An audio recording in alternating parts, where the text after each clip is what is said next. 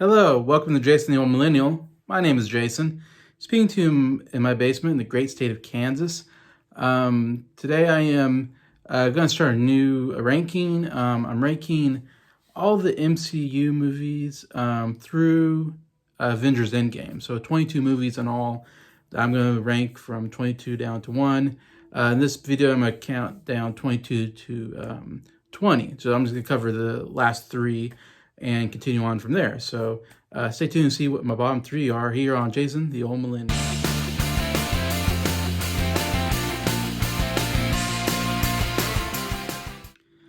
Hello everybody, hope everybody's doing well here on this Thursday evening.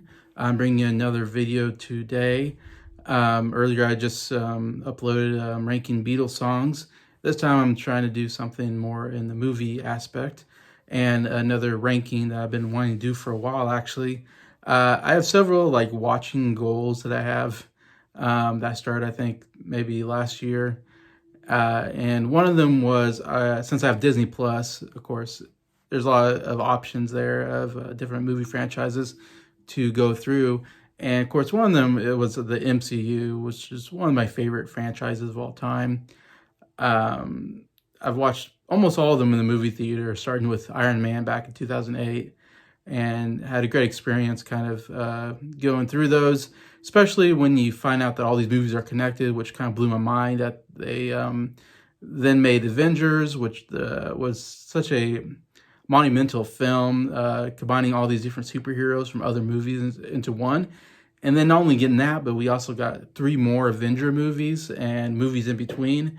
And they all kind of connected to one storyline, basically, and that was the Infinity Gauntlet storyline. I guess you call it the Thanos storyline, where the ultimate bad, we kind of get introduced to him in Avengers, the first Avengers movie. At the very end, we see a figure come out, and I had no idea who he was. I remember watching the movie, and I'm like, am I supposed to be impressed or shocked or, like, oh. Like, I wasn't any of that. It was like, this guy shows up at the end, and I'm like, okay, who's that guy? Like, anyways, and then I had to go on the internet, of course, be like, who showed up at the Avengers, the first Avengers movie? It's like, oh, it's Thanos. I'm like, Thanos, who's Thanos? And so then I do a bunch of research and be like, oh, Thanos is this big bad guy in the MCU, or in the Marvel, that and there's a whole storyline with, and I had to read about the whole Infinity Gauntlet thing, which was very fascinating. And so I kind of knew after that point, like, oh, okay, so this is the bad guy that we're kind of waiting for. Eventually, we're gonna get to Thanos. He's gonna be the biggest and the baddest, most tough bad guy. And we're also going to get this whole Infinity Gauntlet probably storyline, where there's these 5 Infinity Stones.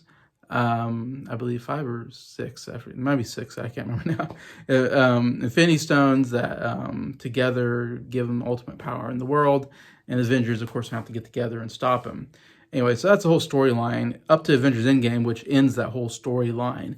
So even though there's more than, I'm only going to cover 22 movies in the ranking, even though they're obviously still making MCU movies afterwards and starting a whole new storyline, I guess, afterwards. But I guess to me, instead of trying to rank every single MCU movie, I thought it'd be easier just to rank 1 through the 22, the first 22, because that feels like just one solid story. And it'd be a little bit easier to kind of rank them all according to that. And I almost wish they didn't make any more MCU movies, except for Spider-Man No Way Home is one of my favorite movies in the whole franchise. And so I was like, okay, you can continue making those kind of movies, but everything else has not been that great. And of course, we've been getting a lot of stuff on TV as well on Disney Plus. I've been catching up to.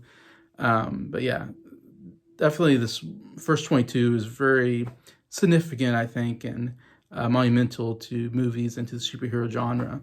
Anyway, so I explain all that to say this is why I'm only doing 22 movies instead of the whole franchise, as a lot of people would do, of course, which is going to continue to grow and grow and grow, and it's never going to stop. The franchise is never going to stop. It keeps making money. Superhero movies are the biggest money maker right now in movies, so you got to keep making superhero movies. In Disney Plus, it's got a huge platform right now, so they're going to continue to on this gravy train of superhero movies.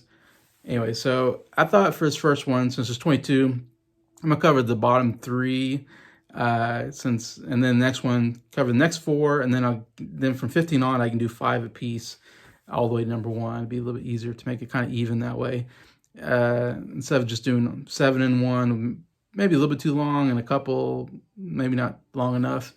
So we'll see where we'll go with this. So let's go with number 22, my least favorite Marvel movie amongst these first 22. It's the same one that everybody has at their number 22 or their bottom. Anytime I see a list, this is pretty much always the bottom of the list. And it's for me too. And that is Thor: The Dark World, which came out in 2013. This was the second Thor movie.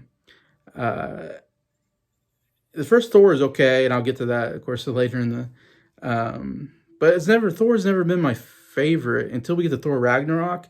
And somehow they found the perfect formula for a Thor movie and made it funny and yet, action, great music, rock music put in, and the whole color scheme just worked. And I don't know, but for the first 2, I feel like Thor was my least favorite of the Avengers. He just was not that interesting of a character because he was like this godlike figure that had superpowers he was almost too powerful. And I always gravitate towards the superheroes that are least powerful, but are just more, they have just more skills and stuff like that. I don't know. So Thor I was never crazy about, except for, like I said, Thor Ragnarok, I changed my mind about him. But amongst 4 movies, he's only made like 1 good movie, I feel like, out of the Thor franchise. And this is definitely not one. This is the worst of them. I don't know. It's just a really boring movie. When I rewatched this last year, and I knew this was going to be towards the bottom because I remember seeing it in the theater and not liking it, but just a very boring storyline, and it does go towards the whole affinity thing, stones, because this is the ether one. And the bad guy is a dark elf, I believe, or something like that. It was just a really boring bad guy. It was not that interesting. The climatic scene was not that great. The villains overall just were not that interesting. There was not a really great action sequence, I thought, throughout that really made me, I want to watch that again. So nothing really memorable. And it just has one of the worst love storylines, I think, with Thor and Jane. I mean, it starts in the first one and continues in this one, where you just felt no chemistry between Thor and Jane. I forget her last name, but played by Natalie Portman. There's been a lot of talk. I remember the rumors at the time that Natalie Portman didn't want to do the second one. I don't know if that's true or not, but there's lots of she tried to get out of doing the second one, but she was forced to because of contract reasons, and so she wasn't really into it, and so she doesn't give a very good performance. And I feel like she never just really worked in this franchise for some reason, even though Natalie Portman's a good actress. I don't know. It's just her and this character has never worked. And the whole love story just doesn't work because it's just there's really no chemistry. There's nothing that's I get why they want to get together, except for they're 2 good-looking people. And just, for me, just the fact that they're 2 good-looking people isn't a good enough reason to have a love story or fall in love, even though maybe that does happen in real life. Those relationships don't always work out, though. You need something more than just being good-looking, I think, in my opinion. And I just felt like that in this whole... Here I'm talking about the whole movie franchise, really, but this is the worst part of it, the second movie. And just they just meet, and then it's hey, I like you, you like me. It's the perfect love story. It's okay, maybe it's a fling or something. But anyway, so Thor: The Dark World, definitely my least favorite of the MCU movies up to this point. So it's number 22 on my list.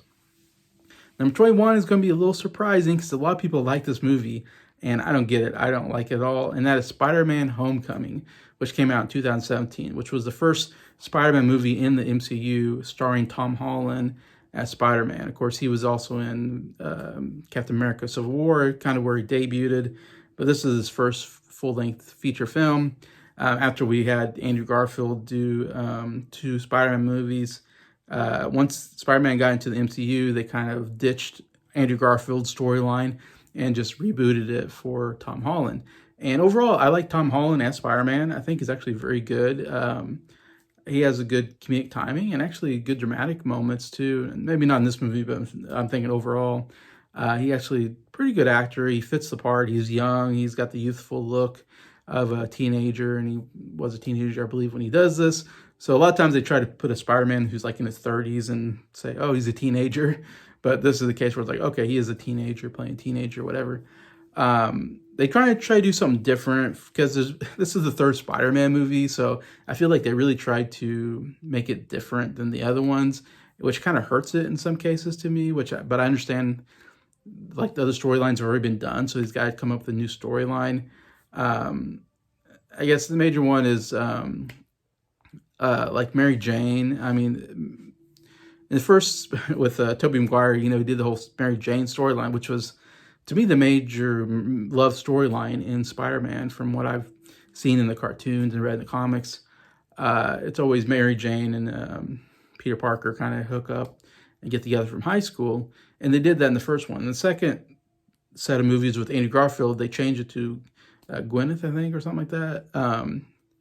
They changed the love story, not from Mary Jane to different, but it's kind of as Gwen Stacy. I think it's Gwen Stacy is a love interest in the second franchise of Spider-Man movies. So when we get this, we're going back to Mary Jane, but we're changing it. Zendaya is playing Mary Jane, and we don't even know she's Mary Jane till the very end of the movie. Spoilers for that.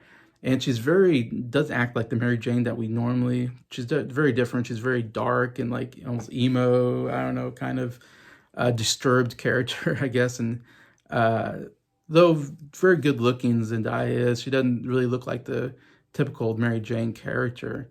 And she's kind of not that likable, in my opinion. She's kind of a jerk in a sense. So it's kind of weird that they went that route with Mary Jane. I don't know if I exactly like that. I think she works later on in the other Spider-Man movies, but for this one, not so much. And then they added this best friend character who's the guy, I think he calls him the guy behind the computer guy or something like that. The guy in the van kind of character. And Peter Parker never had this. I've never seen this best friend character, and I'm forgetting his name even.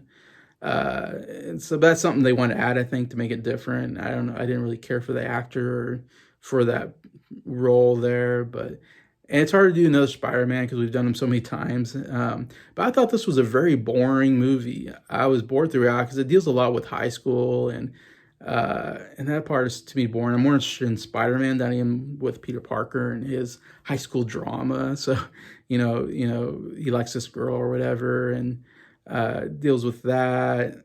I don't know. And just there's a scene where he gets stuck in like a warehouse, and like we just watch him just lay around and do nothing. And I'm like, okay, I want something to happen. I don't want people just to sit around and do nothing. I hate that in movies. So I'm like, let's get the story moving, kind of thing.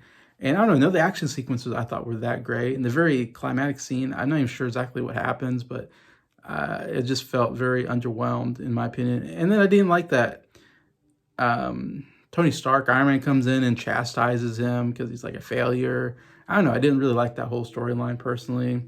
And even though I like Michael Keaton's a very good actor. And he doesn't do a bad job, but the Vulture character to me is such a, I don't know, C-level villain for Spider-Man. Spider-Man has so many great villains, and I think they went with the Vulture because he hadn't been done before in the other Spider-Man movies. And it's like, can we do the Green Goblin again? We've already done him. Dr. Oct, we've already done. I mean, it felt like we can't do him again, I think. We got to do a new character that hadn't been done before, so they came with the Vulture. And so to me, it's like, it's just a C-level villain, and his whole motivation and everything, I don't know. Didn't care for the villain overall. Anyway, so that's to say, I just don't care for Spider-Man Homecoming at all. And I don't know, that's surprising. Everybody seems to love that movie, but I have that here at number 21. Okay, last movie I'm going to talk about on this video, number 20 on my list, is Captain Marvel, which came out in 2019. It's one of the last movies come out towards the end of the series before we get to Avengers Endgame. In fact, it might have been the last movie until we got to Avengers Endgame. Now I'm thinking about it. I think it came out the same year as Avengers Endgame, 2019. So Captain Marvel, for me, it was the only movie, in fact, of this whole list, of all 22 movies, it's the only movie I didn't see in the movie theater that I just didn't bother to go see. And I think it was just because I was just so tired. I just wanted to get to the end. I was like, I'm ready for Endgame. It seemed like it took a long time to get to Endgame. The last Avengers movie, last movie of this kind of series. And so when Captain Marvel came out, I'm like, oh, we're getting introduced to another superhero, and it's one I never heard of, and even watching the trailers, I was like, okay, this it's like Superman kind of, and like, do we need another character like this that's flies around, super strong, shoots stuff out? Like, I don't know, it didn't look like that interesting of a character. Like, again, like I said about Thor, I don't care for the very overpowerful characters as much. I like the guys that are just very smart or just very skilled at fighting. Those are my favorite type of superheroes. Maybe have a little, super strength, but not overly powerful like a Captain Marvel. So I don't know. So to me, the action didn't feel that great because she's just shooting people with things and she's just super strong. And so I don't know. I'm just kind of done with superheroes almost at this point where I'm like, okay, I just want to get to the end, see how it all ends. So I don't know if it's just bad timing putting Captain Marvel in there, even though I know Captain Marvel does have an important part in Avengers Endgame. So, okay, you want to introduce her because she does something in the last movie, I guess. But at the same time, I feel like it was just unnecessary adding another new superhero to this series, in my opinion. And it's not a terrible movie, I would say, but not great. It's just in the middle of the road type of movie.